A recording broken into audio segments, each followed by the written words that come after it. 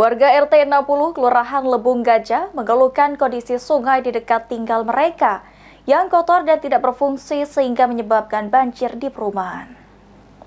Di mana lokasinya? Ini aliran sungainya melalui RT kami. Seperti inilah kondisi sungai yang ada di sekitaran rumah warga di RT 60 Kelurahan Lebung Gajah yang kotor dan dipenuhi rumput ilalang serta tanaman liar lainnya sehingga mati dan tak lagi teraliri air.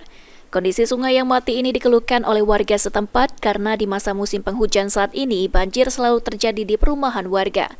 Dengan kondisi ini warga sangat berharap kepada pemerintah Kota Palembang segera turun ke lapangan untuk membersihkan sungai yang kotor sehingga tidak teraliri air.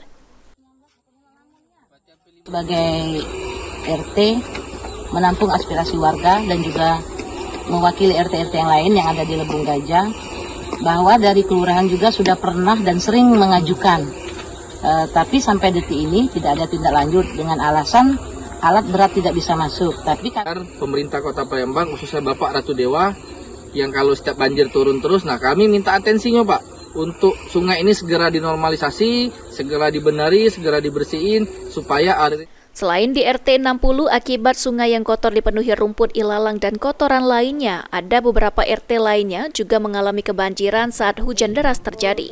Tim Liputan PAL TV.